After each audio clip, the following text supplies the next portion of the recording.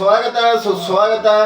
ಇವತ್ತಿನ ಮುಖ್ಯದ ವಿಶೇಷ ವ್ಯಕ್ತಿ ಕೆಲವೊಂದು ಘಟನೆಗಳಿಂದ ಅವರ ಜೀವನದಲ್ಲಿ ಹೇಗಾಯಿತು ಅಂದರೆ, ಅನ್ನದಾತ ಸುಖೀಭವ ಅಂತ ಸಿನಿಮಾ ಇಂಡಸ್ಟ್ರಿಯಲ್ಲಿ ತುಂಬ ಹೆಸರಾಂತ ನಟರು. ಲೈಟ್ ಬಾಯ್ ಕೆಲಸದಿಂದ ಹಿಡಿದು ಟೀ ಕಾಫಿಯಿಂದ ಹಿಡಿದು ಅವರು ಕೆಲಸ ಮಾಡಿ ತುಂಬ ಅವಮಾನಗಳನ್ನು ಪಟ್ಟು ಸೆಟ್ಟಿಂದ ದೂಕಿಸಲ್ಪಟ್ಟು ಕೆಟ್ಟ ಪದಗಳಿಂದ ನಿಂದಿಸಲ್ಪಟ್ಟು ಅದನ್ನೆಲ್ಲ ಎದುರಿಸಿ ಮುಂದೆ ಬಂದವರು ಡಿ ಬಾಸ್ ದರ್ಶನ್ ಅವರು ಲಕ್ಷಾಂತರ ಕೋಟ್ಯಾಂತರ ರೂಪಾಯಿ ದೀನ ದಲಿತರಿಗೆ, ಬಡವರಿಗೆ, ರೈತರಿಗೆ ಹೆಲ್ಪ್ ಮಾಡಿರೋ ಉದಾಹರಣೆ ಉಂಟು. ಅಂಗವಿಕಲರಿಗೆ, ಚೆನ್ನಾಗಿ ಓದುವಂಥ ವಿದ್ಯಾರ್ಥಿಗಳಿಗೆ. ಆದರೆ ಅವರು ವೈಯಕ್ತಿಕ ವಿಚಾರವಾಗಿ ನಾವು ಮಾತಾಡಬಾರ್ದು.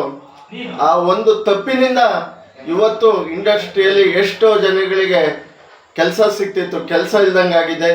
ಎಷ್ಟೋ ವಿದ್ಯಾರ್ಥಿಗಳಿಗೆ ಅವರ ಸ್ವಂತ ದುಡಿಮೆ ಹಣದಿಂದ ಅವರಿಗೆ ಒಂದು ಹೆಲ್ಪ್ ಆಗ್ತಿತ್ತು, ಅದು ಮರೆಯಾಯಿತು ಸ್ನೇಹಿತರೆ. ಅದಕ್ಕೆ ಹೇಳೋದು, ಯಾವಾಗಲೂ ಜೀವನದಲ್ಲಿ ಸಮಾಧಾನ ಇರಬೇಕು. ನಮ್ಮ ಹಿಂದೆ ಕಾಯ್ತಾ ಇರುತ್ತಂತೆ ಬೇತಾಳದ ಥರ ತಪ್ಪು ನಮ್ಮನ್ನು ಆವರಿಸ್ಕೊಳ್ಳೋಕ್ಕೆ. ಹಾಗಾಗಿ ನಾವು ಯಾವತ್ತೂ ಸಮಾಧಾನವಾಗಿ ಇರಬೇಕು ಅಂತ ಹೇಳಕ್ಕೆ ಇಷ್ಟಪಡ್ತೀನಿ. ಅವ್ರು ಮಾಡಿದಂಥ ಒಳ್ಳೆ ಕೆಲಸ, ಅವ್ರು ಮಾಡಿದಂಥ ಪ್ರತಿಯೊಂದು ಕೆಲಸಗಳು ಇವತ್ತು ಮರೆಯಾಯಿತು ಈ ಒಂದು ಸಣ್ಣ ತಪ್ಪಿಂದ. ಯಾಕೆ ಈ ಮಾತು ಹೇಳ್ತಾ ಇದ್ದೀನಿ ಅಂದರೆ, ದರ್ಶನ್ ಅವರಿಗೆ ಇವತ್ತು ಬೇಲ್ ಆಗಲ್ಲ, ಇನ್ನೂ 1 ವರ್ಷ ಬೇಲ್ ಸಿಗಲ್ಲ ಅಂತ ಸುಪ್ರೀಂ ಕೋರ್ಟ್ ಆರ್ಡರ್ ಮಾಡಿದೆ.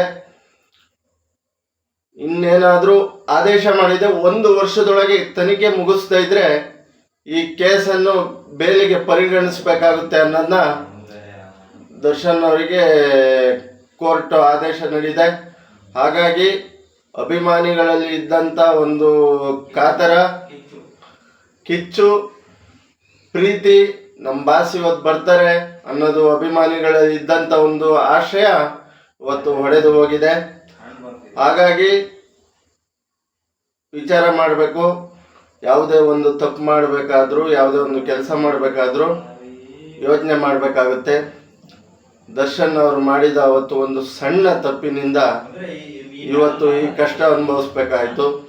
ಹಾಗಾಗಿ ಯಾವಾಗಲೂ ಒಂದು ಕೆಲಸ, ಯಾವುದೇ ಒಂದು ವಿಷಯದಲ್ಲಿ ಮುಂದುವರಿಬೇಕಾದ್ರೆ ಯೋಚನೆ ಮಾಡಿ. ಸೆರೆವಾಸ ಅನುಭವಿಸೋ ಪರಿಸ್ಥಿತಿ ಅವರಿಗೆ ಬಂದಿದೆ. ನಾವು ಆದಷ್ಟು ಆರೋಪ ಮುಕ್ತರಾಗಿ ಅವ್ರ ಮೇಲೆ ಏನು ಕೇಸ್ಗಳಿದ್ದಾವೆ ಎಲ್ಲ ಕ್ಲಿಯರ್ ಆಗಿ ಬರಲಿ ಅಂತ ನಾವು ಬೇಡ್ಕೊಂತೀವಿ.